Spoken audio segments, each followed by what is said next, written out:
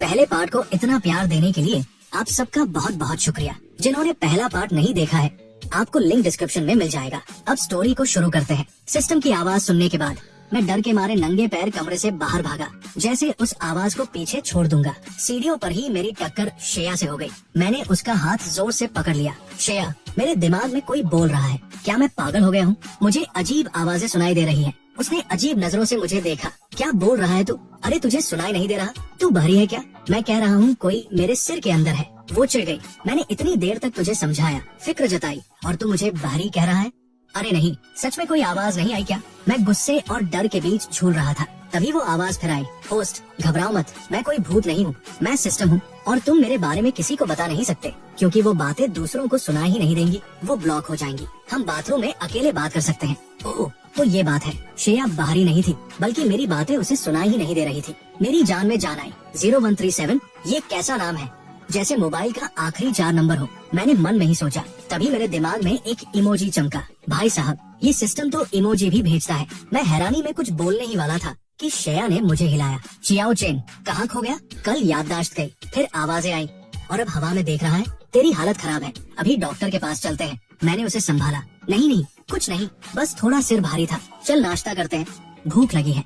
नाश्ते के बाद वो ऑफिस चली गई और उसने मिली डॉक्टर को घर भेज दिया। डॉक्टर मेरा चेकअप कर ही रहा था कि एक अधेड़ उम्र का आदमी रोता हुआ अंदर भागा आया। दामाद जी, खुदा के वास्ते मेरी मदद कीजिए। बिटिया से कहिए कि मुझे इन नौकरी से न निकाले। अब मेरी बात सुनो भाई, मेरा दिमाग अभी 19-20 साल वाले लड़के का है। मैंने आज तक कभी किसी बड़े बुजुर्ग को अपने पैरों में गिरते नहीं देखा था, तो मैं तो एकदम सक्का गया। मैंने झटपट उन्हें उठाया और कहा, अरे अरे, आप पहले खड़े हो जाइए, जो भी बात है आराम से बताइए। वो आदमी गिड़गिड़ाने लगा। दामाद जी, मेरे घर में बूढ़े माँ बाप हैं, 2 बेटे यूनिवर्सिटी में पढ़ रहे हैं। अगर मेरी ये नौकरी चली गई तो मैं बर्बाद हो जाऊंगा। इधर बॉडीगार्ड्स ने पल पल की खबर श्रेया को दे दी। श्रेया का पारा चढ़ गया। कल ही तो मेरा नया नंबर आया था और आज ही उस युवान को भनक लग गई। इसका मतलब साफ था कि घर में ही कोई विभीषण बैठा है जो खबरें लीक कर रहा है। वो युवान भी कम नहीं थी। एक तरफ बिजनेस पर नजर रखे हुए थी और दूसरी तरफ मुझे भी अपनी उंगलियों पर नचाने की फिराक में थी। श्रेया ने मन ही मन ठान लिया कि अब वो चुप नहीं बैठेगी। जब मुझे पता चला कि उस आदमी ने क्या किया है, तो मेरी रही सही हमदर्दी भी हवा हो गई। भाई, जो इंसान पैसों के लिए अपनों की जासूसी करे और एक साथ कई नामों पर पैर रखे, उसे अपने पास रखना मतलब गले में सांप पालना है। मैंने साफ कह दिया, देखो अंकल, जो आज श्रेया को धोखा दे सकता है, वो कल किसी और को भी बेचेगा। आज तुम सिर्फ खबरें बाहर भेज रहे हो, कल को तुम किसी की जान भी ले सकते हो। श्रेय परिवार को तुम्हारे जैसे बंदे की जरूरत नहीं है। मैंने आगे कहा, तुम्हारी सैलरी का पूरा हिसाब मार्केट रेट के हिसाब से कर दिया जाएगा, लेकिन अगर तुमने ज्यादा तमाशा किया तो मैं कंपनी के नियमों को तोड़ने के जुर्म में तुम पर केस कर दूंगा। बॉडीगार्ड्स ने मेरी एक एक बात श्रेया तक पहुंचा दी। उसकी वो जो बर्फ जैसी ठंडी शक्ल थी, वो थोड़ी नरम पड़ने लगी।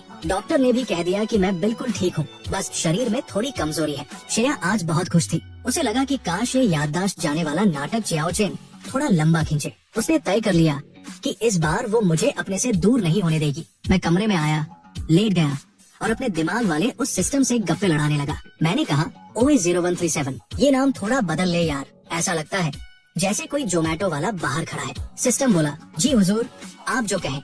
आप मुझे किस नाम से पुकारना चाहेंगे? मैंने कहा, अरे ये जी हुजूर और आप बंद कर, मैं अभी जवान हूँ, थोड़ा ढंग से बात कर, एकदम रोबोट जैसा ठंडा मत बन। उसने तुरंत अपनी टोन बदली। ठीक है पार्टनर, एकदम झक्कास और दोस्ताना अंदाज चलेगा, बस बता देना बोर तो नहीं हो रहे। मैंने पूछा, चल अब ये बता, तू कर क्या सकता है? वो बोला, देख भाई, मैं हीरो डिपार्टमेंट से हूँ, मेरा काम है तुझे बचाना। आसान शब्दों में कहूँ तो तेरी नैया पार लगाना। मैंने हंसकर पूछा, मुझे किससे बचाना है? इस श्रेया की कैद से या उस युवान के धोखे से? सिस्टम ने गंभीर होकर कहा, देख दोस्त, एक बात तुझे बता दूं, थोड़ा दिल थाम के बैठना। ये दुनिया असल में एक कहानी है, एक नॉवेल। मैंने कहा, ये तो मुझे पता है। सिस्टम सक्का गया।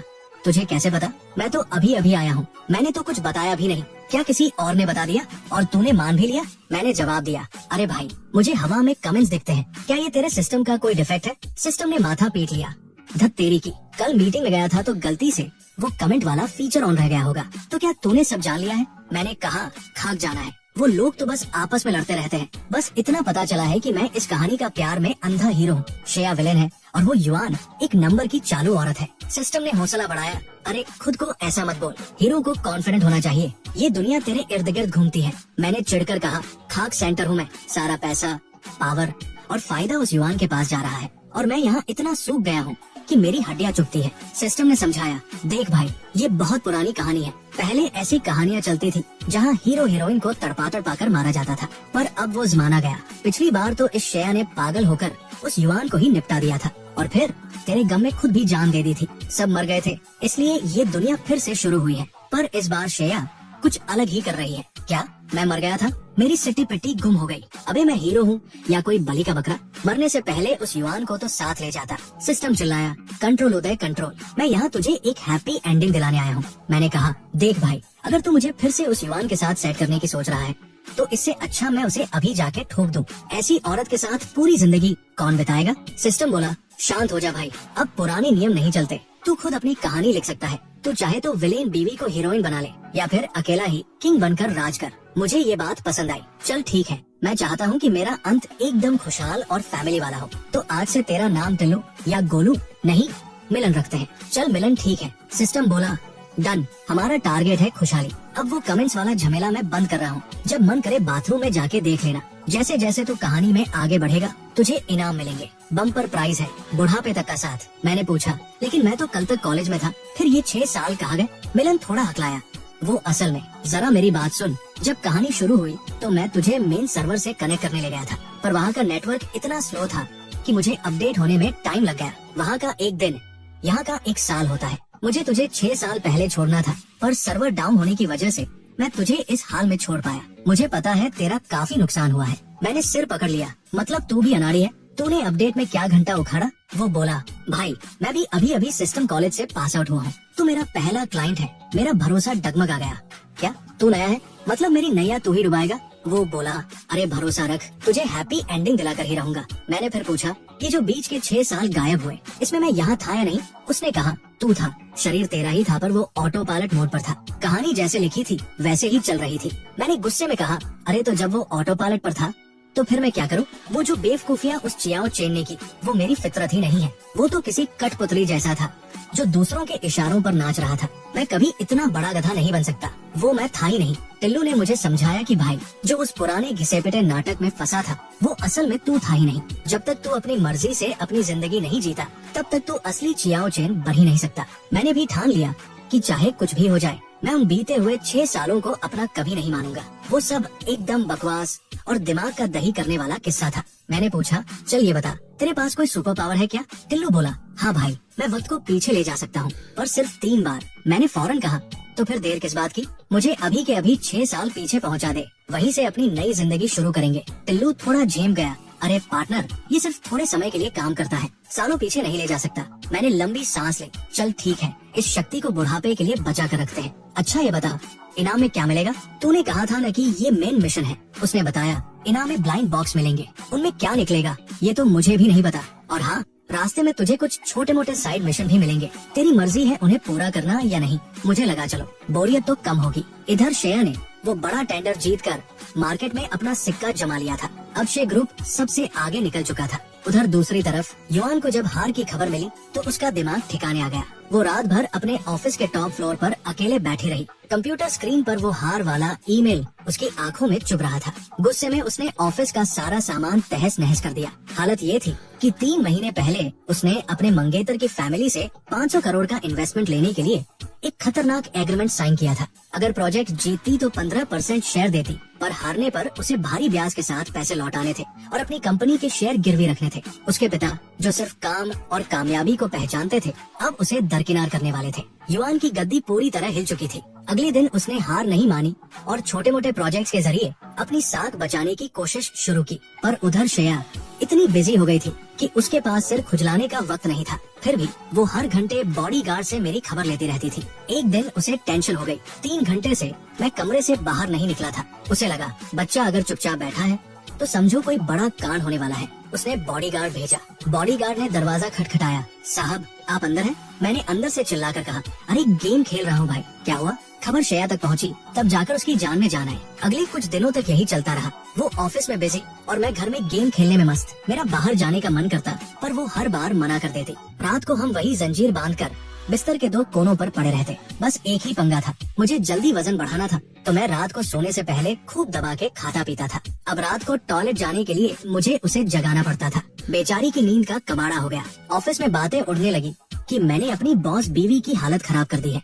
उधर युवान को लगा कि मैंने ही श्रेया को रोककर उसकी मदद करने की कोशिश की थी, पर मेरे बंदे निकम्मे निकले। उसे लगा मैं अभी भी उससे प्यार करता हूँ, बस थोड़ा नखरे दिखा रहा हूँ। उसने मेरे पुराने नंबर पर मैसेज भेजे ताकि बाद में मुझे इमोशनली ब्लैकमेल कर सके। मुझे इस दुनिया में आए आधा महीना हो गया था। अब वो रईसी वाली बोरियत मुझे खाए जा रही थी। दिन भर बस बेड पर पड़े पड़े रील स्क्रॉल करना। मेरी उंगलियों के जोड़ तक दर्द करने लगे थे। मैंने सिस्टम को आवाज लगाई, ओए टिल्लू, कोई मिशन विशन दे यार, घर में पड़े पड़े मैं पागल हो जाऊंगा। टिल्लू बोला, पार्टनर क्या ख्याल है, चुपके से भाग चले। मैंने कहा, अरे पागल है क्या, भागा तो फिर वही पुरानी कहानी शुरू हो जाएगी। मैं भागूंगा, वो युवान मुझे चोट पहुंचाएगी, फिर श्रेया मुझे पकड़ लाएगी। अभी मेरा शरीर इतना कमजोर है कि आधा रास्ता भागते ही मेरी टिकट कट जाएगी। टिल्लू ने आइडिया दिया, बात तो सही है, एक काम कर, पहले अपनी सेहत बना। अगर तूने अपना वजन नॉर्मल कर लिया तो समझ तेरा पहला मिशन पूरा हो गया। खुशी की पहली सीढ़ी सेहत ही है। मैंने पूछा, सेहत का पैमाना क्या है? उसने कहा, तेरी लंबाई 6 फीट 2 इंच है, वजन कम से कम 70 से 75 किलो तो होना चाहिए। अभी तो तू हड्डियों का ढांचा लग रहा है। मैंने ठान लिया, ठीक है, आज से मैं और ज्यादा खाऊंगा। मैं दौड़कर नीचे गया और वांग माँ से बोला, वांग माँ, आज से मुझे वो खिलाओ जिससे जल्दी वजन बढ़े, एकदम तगड़ा वाला खाना बनाना। वांग माँ खुश हो गई, अरे दामाद जी, आप चिंता मत करो, ऐसा खिलाऊंगी कि आप पहलवान बन जाओगे। रात के डिनर की मेज सजी थी। श्रेया जब खाना खाने बैठी तो उसकी आंखें फटी की फटी रह गई। मेज पर भुने हुए ऑयस्टर्स, अध पका स्टेक, मछली, लहसुन प्याज वाला तड़का और जबरदस्त देसी नुस्खे वाला सूप रखा था। साथ में केसर बादाम वाला दूध भी था। ये सारा खाना एकदम एनर्जी वाला और खास किस्म का था। वांग माँ ने धीरे से कहा, बेटिया, दामाद जी ने खुद ऑर्डर दिया था कि उन्हें अपनी ताकत और सेहत बढ़ानी है। दामाद जी बहुत समझदार हो गए हैं। श्रेया का मुंह खुला का खुला रह गया। उसने मुझे देखा, मैं बिना किसी शर्म के सीफूड चटका रहा था और दूसरे हाथ से मांस के टुकड़े मुंह में ठूंस रहा था। श्रेया ने एक लंबी सांस ली और वांग माँ को भेज दिया। अब कमरे में सिर्फ मेरे चबाने की आवाजें आ रही थी। उसने पूछा, कैसा लग रहा है? मैंने मुंह भरकर जवाब दिया, उम्दा। वांग माँ के हाथ में जादू है, सूप तो कतई जहर है। मैंने एक जोरदार डकार ली। श्रेया मुझे देख रही थी, पर मेरी आंखों में सिर्फ खाने के लिए प्यार था। उसके लिए कोई रोमांटिक इरादा नहीं था। उसे लगा कि उसने शायद कुछ ज्यादा ही सोच लिया था। उसने भी चुपचाप अपनी प्लेट उठाई और सूप पीने लगी। उसे भी समझ आ गया था कि अब वजन बढ़ाने वाला मिशन पूरी शिद्दत से चालू हो चुका है। मेरे खाने की रफ्तार और जोश देखकर श्रेया की तो जैसे आंखें फटी की फटी रह गई। उसे लगा कि कहीं मैं अपनी ही सेहत का दुश्मन न बन जाऊं, तो उसने दबे शब्दों में मुझे टोकने की कोशिश की, पर मैं कहाँ रुकने वाला था। मेरे दिमाग में तो बस एक ही हिसाब चल रहा था कि इस एक मील से मेरा वजन कितने ग्राम बढ़ेगा। मैंने प्लेट से एक और निवाला उठाया और मजे से चबाने लगा। मुझे खुश देखकर श्रेया ने भी आज थोड़ा ज्यादा ही खा लिया। रात गहरी हुई तो हम दोनों बिस्तर पर लेटे थे। हमारे बीच महज 1.5 मीटर का फासला था, पर आज श्रेया के शरीर का तापमान कुछ ज्यादा ही बढ़ा हुआ लग रहा था। उसकी बेचैनी साफ झलक रही थी। उसकी यादें उसे उन दिनों में ले गई जब हम 20 साल के थे। वो कॉलेज के दिन, वो पुरानी नोकझोंक जो एहसास बरसों पहले सूख कर मर चुके थे। मेरी इस याददाश्त खोई हुई हालत ने उनमें फिर से जान फूंक दी थी। उसका दिल आज फिर से धड़क रहा था, पर मुझे क्या पता कि उसके मन में क्या खिचड़ी पक रही है। शुरुआत में तो मुझे उसके साथ एक कमरे में सोने से बड़ी चिढ़ होती थी, पर इन 15 दिनों में मुझे ये समझ आ गया कि श्रेया का मकसद मुझे कैद करना नहीं, बल्कि उस जहरीली युवान से बचाना है। उसके अलावा उसके मन में और कोई खोट नहीं था। हफ्ता भर बीतते बीतते मेरे डबल डोज वाले खाने का असर दिखने लगा। मेरी सूखी हुई बाजू और टांगों पर अब मांस चढ़ने लगा था। एक सुबह जब मैंने चोरी छिपे वजन करने वाली मशीन पर पैर रखा तो मेरा चेहरा खिल उठा। पर उधर श्रेया के लिए रातें अब इम्तिहान जैसी होने लगी थी। वो अक्सर आधी रात को जाग जाती और मंद रोशनी में मुझे सोते हुए देखती रहती। मैं तो बेफिक्र सोता रहता, पर उसे देखकर उसकी सारी बेचैनी एक ठंडी आह में बदल जाती। वो बेचारी न मुझे जगा सकती थी, न खुद को समझा सकती थी। एक रात तो हद ही हो गई। गर्मी और बेचैनी इतनी बढ़ गई कि श्रेया के माथे पर पसीने की बूंदें चमकने लगी। उसने धीरे से चादर हटाई, चाबी से अपनी कलाई की जंजीर खोली और बाथरूम की तरफ ऐसे भागी जैसे कोई अपनी जान बचाकर भाग रहा हो। उसे बस उन अजीब ख्यालों से पीछा छुड़ाना था। अगली सुबह जब मेरी आँख खुली तो मुझे इस बात की भनक तक नहीं थी कि रात को क्या ड्रामा हुआ है। मैं तो रोज की तरह तैयार होकर नाश्ते की मेज पर पहुंच गया। नाश्ता करते वक्त मैंने बात छेड़ी, सुन श्रेया, घर पर बैठे बैठे मेरा दिमाग सड़ गया है। मुझे बाहर जाना है और कोई काम धंधा करना है। मैं ऐसे मुफ्त की रोटियां नहीं तोड़ सकता यार। मेरी बात सुनकर वो मुस्कुरा उठी। उसे याद आया कि चियाओ चेन पहले भी ऐसा ही था। जब चिढ़ता था तो खुद को भी नहीं बख्शता था। मैंने आगे कहा, मुझे पता है तू मुझे बाहर नहीं जाने देना चाहती, पर घर में पड़े पड़े मुझे फफूंद लग जाएगी। मैं वो वाला चियाओ चेन नहीं हूँ जो एक औरत के पीछे मरता फिरे। मैं 20 साल वाला जोश से भरा लड़का हूँ। मुझे आगे बढ़ना है, धूप देखनी है, काम सीखना है। मुझे पालतू कुत्ते की तरह घर में बंद मत रख, मुझे इंसान महसूस करना है। तभी दिमाग में टिल्लू चहका, शाबाश पार्टनर, यही तो असली तू है। देख कमेंट्स में लोग तेरी कितनी तारीफ कर रहे हैं। मैंने भी ठान लिया था कि अपनी जिंदगी का फैसला मैं खुद करूंगा। श्रेया ने मेरी आंखों में वो पुरानी चमक देखी और पिघल गई। उसने कहा, ठीक है, तू मेरा असिस्टेंट बनेगा, दिन के 24 घंटे मेरे साथ रहेगा, इसके अलावा और कोई रास्ता नहीं है। टिल्लू ने मुझे याद दिलाया कि पिछले जन्म में श्रेया ने मेरे लिए अपनी जान तक दे दी थी, पर मुझे अब भी यकीन नहीं हो रहा था कि ये लड़की मुझसे प्यार कर सकती है। हम तो आज भी नाश्ते की मेज पर बात बात पर भिड़ जाते थे। हमारे पहले 20 साल भी ऐसे ही निकले थे, लड़ना, झगड़ना और फिर 2 मिनट में सुलह कर लेना। मैंने सोचा, क्या श्रेया और युवान दोनों का दिमाग हिला हुआ है? क्या लोगों को सच में किसी के मरने के बाद ही उसकी कद्र समझ आती है? खैर, मैंने कंधे उचकाए और बोला, चल ठीक है मैडम, असिस्टेंट ही सही, कम से कम घर की 4 दीवारी से तो बाहर निकलूंगा।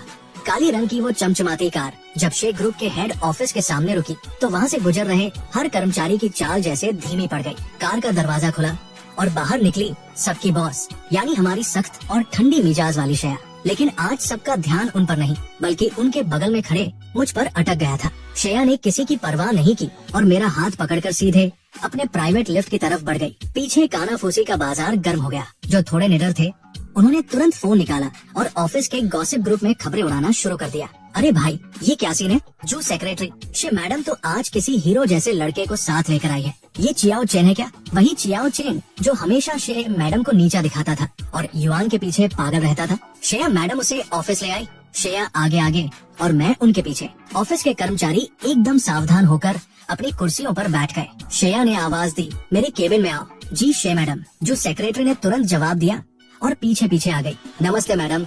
नमस्ते सर। सुबह की राम राम, क्या हुक्म है? इससे पहले कि श्रेया कुछ कहती, मैं बड़े उत्साह के साथ बोला, अरे जू, जरा मेरे बैठने का जुगाड़ कर दो, आज से मैं भी यही काम करूंगा। जू सेक्रेटरी को तो जैसे सांप सूंघ गया। उसे लगा शायद उसके कान बज रहे हैं। ये वही दामाद है जो कंपनी के लिए हमेशा मुसीबत खड़ी करता था और आज कह रहा है कि काम करेगा। ये तो किसी डरावने सपने जैसा था। उसने श्रेया की तरफ देखा जैसे पूछ रही हो कि क्या ये सच है। श्रेया ने बस हल्का सा सिर हिलाया और कहा, मेरी केबिन में ही एक एक्स्ट्रा टेबल लगा दो, अभी इसे छोटे मोटे काम सिखाओ। मैंने तुरंत टोका, नहीं, मैं केबिन के अंदर नहीं बैठूंगा, मैं बाहर सबके साथ बैठूंगा। श्रेया ने सख्त लहजे में कहा, जैसा मैंने कहा वैसा ही करो। अभी मेरी डिमांड रिजेक्ट हो गई, पर मुझे पहले से ही अंदाजा था। ये श्रेया ना पूरी तानाशाह है। उसने मुझे चेतावनी दी, अगर तुमने काम के बहाने भागने की कोशिश की तो याद रखना, फिर कभी घर से बाहर कदम नहीं रख पाओगे। जैसे ही मैं केबिन से बाहर निकला, मेरी नजर उन दर्जनों आँखों से टकराई जो गॉसिप के इंतजार में थी। माहौल थोड़ा अजीब और भारी हो गया था, पर मैं तो अलग ही मिट्टी का बना था। मैंने चेहरे पर एक बड़ी सी मुस्कान बिखेरी और उनके पास जाकर बोला, नमस्ते दोस्तों। सब सक्का गए, नमस्ते नमस्ते, तो आज से हम साथ काम करेंगे। मैंने विनम्रता से कहा, मैं तो नया हूँ, मुझे कुछ नहीं आता, आप लोग बस थोड़ा ख्याल रख लेना मेरा। सारे कर्मचारी थोड़े रिलैक्स हुए, उन्हें लगा कि बंदा तो बड़ा कूल है। तभी एक कर्मचारी ने दबे पाव पूछा, अरे भाई, बुरा न माने तो एक बात पूछे, आपका और शे मैडम का रिश्ता क्या है? मैंने बड़ी सादगी से जवाब दिया, अरे हम तो बचपन के दोस्त और पुराने क्लासमेट हैं। सबने लंबी सांस ली। अच्छा, तो ये बचपन का प्यार, मेरा मतलब दोस्ती है। तभी जू सेक्रेटरी सामान लेकर आई और उसने सबके सामने मुझे सर कहकर पुकारा। जैसे ही उसने दामाद जी कहा, पूरे ऑफिस में सन्नाटा पसर गया। सबको समझ आ गया कि ये वही चियाओ चेन है जिसकी शे मैडम से बिल्कुल नहीं पड़ती थी। उधर केबिन के अंदर श्रेया उस वन वे कांच के पीछे खड़ी मुझे देख रही थी। उसकी नजरों में अजीब सी बेचैनी और कब्जे वाली भावना थी। उसे लग रहा था कि चियाओ चेन अचानक इतना शरीफ और खुशमिजाज कैसे हो गया। कहीं उसकी कोई नई चाल तो नहीं, पर उसका मन ये भी कह रहा था कि काश ये सब सच हो, काश चियाओ चेन हमेशा ऐसा ही मुस्कुराता रहे और मुझसे बहस करता रहे। जू ने मेरा डेस्क सेट कर दिया, नया कंप्यूटर, नई स्टेशनरी, सब चकाचक। मैंने भी सोचा कि चलो अब काम का नाटक शुरू करते हैं। पूरा दोपहर मैं कंप्यूटर के सामने बैठा रहा, कभी माथा सिकोड़ता तो कभी कीबोर्ड खटखटाता। लोग सोच रहे थे कि मैं बहुत सीरियस काम कर रहा हूँ, पर असलियत कुछ और ही थी। मैं मन ही मन टिल्लू को पुकार रहा था, अरे टिल्लू भाई, ये रिपोर्ट का क्या चक्कर है? ये नंबर क्या कह रहे हैं? ये फाइल का फॉर्मेट कैसे ठीक होगा? स्कूल में तो ये सब सिखाया नहीं। मैंने पहले तो गूगल किया, फिर जहाँ फंसा वहाँ टिल्लू से चुपके से मदद ली। शाम तक गिरते पड़ते मैंने कुछ बेसिक काम निपटा ही लिए। श्रेया ने जब मेरी फाइल देखी तो उसने पेन से गलतियाँ निकालनी शुरू की। यहाँ लॉजिक ठीक नहीं है, ये डेटा गलत है, ये कंपनी के हिसाब से नहीं है। वो बड़ी शांति और प्यार से मुझे समझा रही थी। मैं भी उसके करीब बैठकर ध्यान से सुन रहा था। उसकी बातों में एक अलग ही ठहराव था। धीरे धीरे शाम ढल गई और जैसे ही 5 बजे का अलार्म बजा, मैं उछल पड़ा। मैंने झटपट फाइल सेव की और कंप्यूटर बंद कर दिया। मैंने खुशी से चिल्लाया, बाकी काम कल। नियम के हिसाब से छुट्टी का टाइम हो गया। मैं ऑफिस से भागने ही वाला था कि तभी रास्ता रोक लिया गया। माफ कीजिए सर, श्री मैडम का हुक्म है कि आप अकेले कहीं नहीं जा सकते। मैंने केविन की तरफ मुंह करके चिल्लाया, श्रेया मुझे घर जाना है। अंदर से आवाज आई, वापस आओ और रिपोर्ट ठीक करो। अगर एक्स्ट्रा काम करोगे तो 3 गुना सैलरी मिलेगी। मैंने दुखी मन से फिर से लिफ्ट पकड़ी और ऊपर आ गया। मुझे ओवरटाइम बिल्कुल पसंद नहीं है भाई। खैर, काम खत्म करके जब हम घर पहुँचे तो काफी रात हो गई थी। वांग माँ ने गर्मा गर्म खाना लगा रखा था। हमने शांति से खाना खाया। मैं गेम खेलने अपने कमरे में चला गया और वो अपने ऑफिस के काम में लग गई। तभी उसके फोन की घंटी बजी। उसकी सहेली माया का मैसेज था, चल बाहर चल के एक ड्रिंक पीते हैं। सुना है आज तू अपने पति देव को ऑफिस ले गई थी, क्या चक्कर है? श्रेया ने रूखा जवाब दिया, नहीं आ सकती, कुछ नहीं हुआ है। अरे मुझे बेवकूफ मत बना, तुम दोनों पूरा दिन बिना लड़े एक साथ रह लिए। ये तो सूरज के पश्चिम से निकलने जैसा है। श्रेया ने तंग आकर लिख दिया, वो सब भूल गया है। 1 घंटे बाद घर की घंटी बजी। माया खुद ही चली आई थी। कहाँ है मेरे जीजा जी? मुझे अपनी आंखों से देखना है कि आप दोनों के बीच जंग क्यों नहीं छिड़ी। श्रेया ने बेडरूम के बंद दरवाजे की तरफ देखा और सोचा, ये लड़की भी ना कितनी बड़ी जासूस है। माया सोफे पर एकदम तन कर बैठ गई। उसकी आंखों में जासूसी वाली चमक थी। श्रेया ने ठंडे अंदाज में कहा, अरे भाई, हम कोई चिड़ियाघर के बंदर नहीं है जो तू यहाँ स्पेशल टिकट कटाकर देखने आई है। माया ने फुसफुसाते हुए पूछा, पर यार ये चियाओ चेन तो उस युवान के लिए जान देने को तैयार रहता था। अचानक इसका मन कैसे बदल गया? कहीं ये फिर से कोई नाटक तो नहीं कर रहा, तुझे चूना लगा रहा हो? माया श्रेया की पक्की सहेली थी। उसने देखा था कि कैसे पहले चियाओ चेन की वजह से कितनी रातें रोते हुए और पीते हुए गुजारी थी। इसलिए उसे डर था कि कहीं उसकी सहेली फिर से किसी जाल में न फंस जाए। श्रेया की आंखों में एक हल्की सी नमी आई। उसने कहा, वो सच में सब भूल गया है। अरे पिछली बार भी उसने सिर्फ दर्द और याददाश्त जाने का नाटक करके तुझे इमोशनली ब्लैकमेल किया था। इस बार शायद एक्टिंग और तगड़ी हो गई हो। श्रेया तू फिर से मत फंस जाना यार। माया की बात पूरी भी नहीं हुई थी कि सीढ़ियों पर दरवाजा खुलने की हल्की सी आवाज आई। हम दोनों ने ऊपर देखा। मैं अपने घर वाले ढीले ढाले कपड़ों में बाहर आया और रेलिंग के पास खड़ा होकर नीचे झांकने लगा। मेरी आंखों में एक अजीब सी मासूमियत और अजनबीपन था। माया तुरंत खड़ी हो गई और अपनी फेमस वाली मुस्कान बिखेरते हुए बोली, नमस्ते जीजा जी, क्या हमारी आवाज से आपकी नींद खराब हो गई? मैं सीढ़ियों से नीचे उतरा और बस सिर हिलाकर बड़ी शालीनता से बोला, नमस्ते। पर मेरी आवाज में वो पुरानी कड़वाहट नहीं बल्कि एक दूरी थी। मैंने मन ही मन अपने टिल्लू को आवाज लगाई, ओए टिल्लू, ये लड़की कौन है? अब टिल्लू ने फौरन जानकारी दी, ये माया है, श्रेया की लंगोटिया यार। ये इकलौती ऐसी है जिससे श्रेया अपने दिल की बात शेयर करती है। मुझे समझ आ गया। मैंने माया की उन ताक-झांक वाली नजरों का सामना किया और बोला, मैं बस पानी लेने नीचे आया था, आप लोग अपनी बातें जारी रखिए। मैं किचन में गया और फ्रिज से पानी की 2 बोतलें निकाली। माया तो हैरान रह गई। उसने फुसफुसाकर चियान से कहा, अरे ये तो मुझ पर देखकर मुस्कुराया और नमस्ते भी बोला। पहले तो जब भी मिलता था मुंह फुलाकर बैठा रहता था। भाई ये तो पक्का सब भूल चुका है। ये तो खुशी की बात है, जश्न होना चाहिए। चल आज मेरी तरफ से पार्टी, बाहर चल के 2 पैग लगाते हैं। श्रेया थोड़ी देर के लिए रुकी, फिर बोली, ठीक है चलो। ओहो, अब तो परमिशन भी ली जा रही है। श्रेया तो क्या फिर से लट्टू हो रही है उस पर? माया ने चुटकी ली। श्रेया ने कोई जवाब नहीं दिया। वो मेरे कमरे के पास गई और दरवाजा खटखटाया। अंदर से मेरी दबी दबी सी आवाज आई। उसने दरवाजा खोला तो देखा मैं सोफे पर पालथी मारकर बैठा हूँ और फोन पर उंगलियां तेजी से चला रहा हूँ। गेम की जंग जोरों पर थी। फोन की लाइट मेरे चेहरे पर पड़ रही थी और मैं अपनी ही धुन में मस्त था। चियाओ चेन, मैं माया के साथ बाहर जा रही हूँ, थोड़ी देर हो सकती है। मैंने स्क्रीन से नजरें हटाए बिना ही कह दिया, हाँ जाओ ना, मैंने कोई तुम्हारी टांग में जंजीर थोड़ी बांध रखी है। ये सुनते ही श्रेया जैसे अपनी जगह पर जम गई। वो लाइन किसी सुई की तरह उसके दिल में चुभी। वो कुछ कहना चाहती थी पर शब्द हलक में ही फंस गए। एक कड़वी खामोशी के साथ उसने मुझे देखा और धीरे से दरवाजा बंद कर दिया। बार में पहुंचकर चारों तरफ शोर शराबा और म्यूजिक था। श्रेया ने बिना कुछ बोले एक के बाद 1-2 कड़क शॉट मार लिए। माया ने टोका, अरे धीरे पी भाई, हुआ क्या है? अभी तो ठीक थी, अब क्या हो गया? तीसरी ड्रिंक हाथ में लेते ही श्रेया ने उसे एक झटके में गटक लिया। उसने बुझे मन से पूछा, क्या मुझे उसे ऐसे बंद करके नहीं रखना चाहिए? माया ने समझाया, अरे तू तो उसे बचा रही है। पहले जब भी उसे ढील दी वो सीधे उस युवान के पास भाग जाता था। हर बार रायता वो फैलाता था और साफ तुझे करना पड़ता था। अब वो सब भूल गया है तो और भी सावधान रहना होगा। उसे मुझ पर भरोसा नहीं है, वो मुझसे प्यार नहीं करता। श्रेया अपनी ड्रिंक को देखते हुए बड़बड़ाई। तभी एक लंबा चौड़ा लड़का हाथ में गिलास लेकर आया और श्रेया के पास खाली कुर्सी पर बैठ गया। अरे 2 सुंदर लड़कियां अकेली पी रही है, क्या मैं साथ दे सकता हूँ? माया ने झिड़क दिया, माफ करना भाई, मेरी सहेली शादीशुदा है। उस लड़के ने हार नहीं मानी। शादीशुदा है तो क्या हुआ, दोस्त तो बन ही सकते हैं।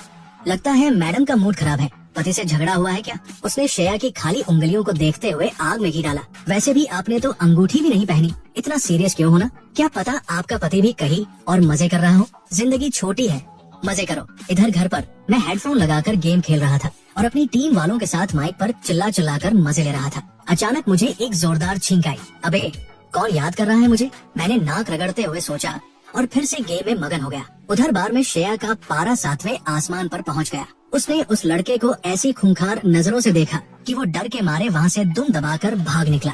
उसने बस एक शब्द कहा, दफा हो जा। माया ने राहत की सांस ली, पर देखा कि श्रेया अपनी सूनी उंगलियों को टकटकी लगाकर देख रही है। चियाओ चेन और मेरी शादी तो शुरू से ही एक समझौता थी। वो पहले भी मुझसे प्यार नहीं करता था और आज भी नहीं करता। ये सच उसे किसी तेज शराब से भी ज्यादा जला रहा था। वो पीती गई, रुकने का नाम नहीं लिया। आखिर में जब वो पूरी तरह टल्ली हो गई तो माया ने अपने ड्राइवर को बुलाकर उसे घर भिजवाया। रात काफी हो चुकी थी। जब श्रेया गाड़ी से उतरी तो ठंडी हवा से उसका सिर थोड़ा चकराया, पर होश थोड़े ठिकाने आए। उसने सहारा लेने से मना कर दिया और लड़खड़ाते हुए सीढ़ियाँ चढ़ी। मेरे कमरे के पास आकर वो रुकी, दीवार का सहारा लिया और अपनी ड्रेस थोड़ी ठीक की। फिर एक लंबी सांस लेकर दरवाजा खोला। अंदर से मेरी आवाज आ रही थी। मैं गेम में बहुत एक्साइटेड था। जैसे ही उसने दरवाजा खोला, बार वाले उस लड़के की वो कड़वी बात उसके दिमाग में गूंज उठी। उसका शक, उसका गुस्सा और शराब का नशा सब मिलकर एक ज्वालामुखी बन गया। उसने झटके से दरवाजा पूरा खोल दिया। कमरे की नरम रोशनी बाहर आई। मैं बेड पर हेडफोन लगाए गेम खेल रहा था और उस शोर से बुरी तरह डर गया। मैंने सिर उठाकर देखा, श्रेया खड़ी थी। उसका चेहरा गुस्से और नशे से एकदम लाल था और उसकी आंखों में जो नफरत और जलन थी, उसे देखकर मेरी सिटी पिट्टी गुम हो गई। मैंने आज तक श्रेया का ऐसा रूप नहीं देखा था। उसकी आंखों में वो गुस्सा और मायूसी थी जो पत्थर को भी पिघला दे। वो अपनी वो पुरानी ठंडी और सख्त वाली इमेज पूरी तरह खो चुकी थी और किसी घायल शेरनी की तरह तड़प रही थी। वो कांपते होठों से मुझे घूर रही थी, जैसे कुछ कहना चाहती हो पर शब्द गले में ही फंस रहे हो। मैं तो एकदम हक्का बक्का होकर सीधा बैठ गया। वो एक एक कदम बढ़ाकर मेरे पास आने लगी। उसके हाई हील्स की आवाज फर्श पर ऐसी लग रही थी जैसे कोई कलेजे पर वार कर रहा हो। मुझे तभी समझ आया कि वो क्या सोच रही है। मैंने हंसते हुए अपना मोबाइल उसकी तरफ कर दिया। श्रेया के कदम वही ठिठक गए। उसका नशा जैसे एक झटके में उतर गया और गुस्से की जगह चेहरे पर हैरानी छा गई। उसने मोबाइल की स्क्रीन पर चल रहे गेम को देखा और फिर मेरी मासूम शक्ल को। उसके चेहरे की वो लाली एकदम गायब हो गई और चेहरा सफेद पड़ गया। मैंने नरम लहजे में कहा, श्रेया, मैं जानता हूँ तुझे किस बात का डर है। तुझे डर है कि मुझे उस युवान की याद न आ जाए, पर मेरी बात सुन। वो इंसान जो युवान के लिए पागल था, वो मैं नहीं था। वो तो बस एक कठपुतली था जिसे कहानी नचा रही थी। मेरी याददाश्त अभी 20 साल वाली उम्र पर रुकी है और मुझे बस इतना याद है कि हम बचपन के वो जानी दुश्मन हैं जो बात बात पर लड़ते थे। उसने अपना चेहरा फेर लिया। उसके कंधे कांप रहे थे। वो रो रही थी पर मान नहीं रही थी। मैं बेड से उतरा और उसके सामने जाकर खड़ा हो गया। मुझे याद है जब स्कूल के स्पोर्ट्स डे पर मेरा पैर मुड़ गया था तो तू ही मुझे स्कूल के अस्पताल ले गई थी। तू पूरे रास्ते मुझे डांट रही थी, पर तूने मेरा हाथ इतनी मजबूती से पकड़ रखा था कि मैं गिर न जाऊं। मुझे याद है तू ऊपर से कितनी सख्त बनती थी, पर जब मेरे पास पॉकेट मनी खत्म हो जाती थी तो तू ही चुपके से मेरी जेब में पैसे ठूंस देती थी। तूने कहा था ना कि दुनिया के सारे मर्द मर जाए तब भी तू मुझे पसंद नहीं करेगी। वो सब झूठ था, मुझे पता है। मैंने बड़े प्यार से उसके आंसू पोंछे। पिछले 15 दिनों में मैंने सब देख लिया था। वो मुझे सोने की जंजीर से बांध कर रखती थी क्योंकि उसे डर था कि मैं कहीं फिर से खुद को चोट न पहुंचा लूं। उसने मेरे लिए अपनी बड़ी बड़ी मीटिंग्स छोड़ दी। मैंने कहा, श्रेया, तू कोई विलेन नहीं है। तू तो इस दुनिया की सबसे भोली लड़की है जो सिर्फ मेरा भला चाहती है। उसने रोते हुए सिर उठाया और पूछा, क्या तू सच में उस युवान के पास वापस नहीं जाएगा? मैंने चिढ़कर कहा, अरे मैं उसके पास क्यों जाऊंगा? वो औरत जिसने मेरा इस्तेमाल किया, मुझे और तेरे परिवार को नीचा दिखाया, क्या मेरा दिमाग खराब है जो मैं उसके पास जाऊंगा? अब मैं वो पुराना वाला चियाओ चेन नहीं हूँ। अब मैं खुद का मालिक हूँ। मैं ऐसे कचरा लोगों से कोसों दूर रहता हूँ। टिल्लू मेरे दिमाग में नाचने लगा। वाह उस्ताद, क्या बात कही है। गलत फहमी दूर हो गई। मैंने उसकी बात अनसुनी कर दी और श्रेया का हाथ पकड़कर उसे बेड पर बिठाया। पिछले 6 सालों में उस कठपुतली ने तुझे जो दुख दिए, जो तेरी रातें हराम की, उन सब के लिए मैं माफी मांगता हूँ। उसने तेरे साथ बहुत गलत किया, पर मैं वादा करता हूँ आज के बाद ये चियाओ चेन तेरी आंखों में एक आंसू भी नहीं आने देगा। ये सुनते ही वो मेरे गले लग गई और बच्चों की तरह बिलख बिलख कर रोने लगी। 6 साल का दबा हुआ दर्द आज बाहर निकल रहा था। मुझे समझ आया कि उसकी वो कैद असल में मुझे काबू करने के लिए नहीं, बल्कि मुझे बचाने के लिए थी। अगर वो मेरा साए की तरह साथ नहीं देती तो वो पुराना वाला चियाओ चेन कब का खुद को खत्म कर चुका होता। मैंने उसके बाल सहलाते हुए कहा, अब ये जंजीरें हटा दे, मुझे इनकी जरूरत नहीं है। अगर तुझे डर लगता है तो मैं जहाँ भी जाऊंगा तुझे साथ ले जाऊंगा ऑफिस में भी साथ, घर पर भी साथ, पूरी लाइफ साथ। उसने अपनी सूजी हुई आंखों से पूछा, सच्ची? मुझी। और अब मैं ढंग से काम भी करूंगा। पहले मैं तेरे पैर खींचता था, अब मैं तेरी ढाल बनूंगा। उस रात हम पहली बार बिना किसी दूरी के सोए। वो मेरे सीने से लगकर ऐसी चैन की नींद सोई कि उसे न कोई बुरा सपना आया, न उसकी नींद टूटी। अगली सुबह जब वो जागी तो शर्म के मारे उसके कान लाल हो गए। मैंने मजे लेते हुए कहा, ओह शे मैडम, कल रात कौन छोटे बच्चे की तरह रो रहा था? उसने मुझे घूरा और शर्माते हुए कहा, चुप रहो, एक शब्द भी मत बोलना। उठते ही मैंने सबसे पहले बॉडीगार्ड्स को बुलाकर वो सारी जंजीरें हटवा दी। मैंने कहा, अब से मैं इसे अपने प्यार और यकीन से बांध कर रखूंगा। वो सबसे मजबूत कड़ी होगी। आने वाले दिनों में मैंने ऑफिस के काम में जी जान लगा दी। जो बंदा पहले रिपोर्ट तक नहीं देख पाता था, अब वो श्रेया से बिजनेस के दाव पेच सीख रहा था। मैं बस उसका बोझ हल्का करना चाहता था। उधर युवान के कर्मों का फल उसे मिल गया। प्रोजेक्ट फेल होने की वजह से वो कर्ज में डूब गई। उसके बाप ने, जो सिर्फ कामयाबी का भूखा था, उसे धक्के मारकर कंपनी से निकाल दिया और अपने दूसरे बच्चों को गद्दी पर बिठा दिया। वो बेचारी दाने दाने को मोहताज हो गई और उसे शहर छोड़कर भागना पड़ा। मुझे जब ये पता चला तो बस एक ही ख्याल आया, जैसी करनी वैसी भरनी। एक दिन माया फिर से घर आई। उसने हमें सोफे पर एक साथ बैठा देखा। मैं उसके लिए संतरा छील रहा था और वो मेरे कंधे पर सिर रखकर ऑफिस की फाइलें पढ़ रही थी। माया का तो जैसे दही बड़ा ही बन गया। वो बोली, बाप रे चियाओ चेन, तू तो पूरा बदल गया रे। पहले तू युवान युवान करता था, अब तेरी दुनिया ही हमारी श्रेया है। बहुत सही जा रहा है भाई। टिल्लू ने ऐलान किया, बधाई हो पार्टनर, पहला मिशन पूरा। अब दूसरा मिशन, श्रेया की हिफाजत करना। ये लो तुम्हारा सरप्राइज गिफ्ट, पति पत्नी की ट्यूनिंग वाला बफ। अब तुम दोनों के बीच कभी कोई गलत फहमी नहीं होगी। वक्त गुजरता गया, मेरी सेहत भी अब एकदम चकाचक हो गई थी। मैं अब वो हड्डियों का ढांचा नहीं, बल्कि एक हट्टा कट्टा जवान दिख रहा था। हम दोनों का रिश्ता अब बचपन की लड़ाई से बढ़कर अटूट प्यार में बदल चुका था। हमारे साथ आने से कंपनी भी आसमान छूने लगी। जो शेयर होल्डर्स पहले मुझे शक की निगाह से देखते थे, अब वो मेरी मिसाल देते थे। एक संडे को मैं श्रेया को हमारे पुराने कॉलेज ले गया। उन्हीं रास्तों पर चलते हुए मुझे अपना 20 साल वाला वक्त याद आ गया। मैंने अचानक रुककर घुटनों के बल बैठकर अपनी पहली कमाई से खरीदी हुई हीरे की अंगूठी निकाली। मैंने कहा, श्रेया, 20 साल की उम्र में जब मेरा पैर मुड़ा था, तब तूने मेरा हाथ थामा था। आज 26 की उम्र में मैं तेरा हाथ थाम कर पूरी जिंदगी चलना चाहता हूँ। पहली वाली शादी मजबूरी थी, पर आज मैं तुझे अपनी पसंद से अपना बनाना चाहता हूँ। क्या तू मुझसे शादी करेगी? उसकी आंखों में खुशी के आंसू थे। उसने जोर से सिर हिलाया और कहा, हाँ, 1000 बार हाँ। मैंने उसे अंगूठी पहनाई और गले लगा लिया। अब हमारी जिंदगी में कोई दुश्मनी नहीं थी, बस मैं था और मेरी प्यारी बीवी। अब हम पूरी जिंदगी एक दूसरे का साथ निभाएंगे, कभी अलग नहीं होंगे। तभी मेरे दिमाग में टिल्लू की आवाज गूंजी, बधाई हो पार्टनर, तुम्हारा आखिरी मिशन भी पूरा हुआ। बम्पर प्राइस बुढ़ापे तक का साथ एक्टिवेट हो गया है। दुआ करता हूँ कि तुम्हारी और श्रेया की जोड़ी हमेशा सलामत रहे और तुम दोनों एक खुशहाल जिंदगी बिताओ। मैंने उसे अपनी बाहों में और कसकर थाम लिया। मेरा दिल सुकून से भर गया था। एक वक्त था जब मुझे लगता था कि मैं इस कहानी की किताब में फंसा हुआ एक खिलौना हूँ, जिसकी किस्मत पहले ही लिखी जा चुकी है और जिसका अंत बहुत बुरा होने वाला है। पर अब मुझे समझ आ गया है कि अगर इंसान अपने इरादे नेक रखे और सच्चे प्यार की कदर करना सीख जाए, तो वो किस्मत की हर जंजीर को तोड़ सकता है और अपनी जिंदगी वैसी जी सकता है जैसा वो चाहता है। श्रेया ने 6 साल तक अपनी जिद और अपनी हिफाजत से मेरा इंतजार किया ताकि उसे असली वाला चियाओ चेन वापस मिल सके। अब मेरी बारी है कि मैं अपनी बाकी की पूरी जिंदगी अपनी इस कोमल और प्यारी बीवी के नाम कर दूं। मैं उसकी हर पुरानी तकलीफ और उस इंतजार के हर एक आंसू का बदला अपनी मोहब्बत और साथ से चुकाऊंगा। रात सन्नाटे में डूबी हुई थी। मैंने अपने बगल में सुकून से सो रही श्रेया को देखा और धीरे से उसके माथे को चूम लिया। सच कहूँ तो श्रेया जैसी लड़की का मेरा हमसफर बनना मेरी जिंदगी की सबसे बड़ी लॉटरी है। अब आगे की पूरी जिंदगी, चाहे रास्ते में दुख की धूप हो या सुख की छाव, चाहे सादगी हो या ठाठ बाट, मेरी हर खुशी की वजह सिर्फ वो होगी। मेरी नजरों के सामने और मेरे दिल के सबसे करीब बस वो ही रहेगी हमेशा। और यही हमारी स्टोरी खत्म होती है। अगर आपको हमारी वीडियोस अच्छी लगती है तो हमारे चैनल को सब्सक्राइब जरूर करें। फिर मिलेंगे अगली वीडियो में।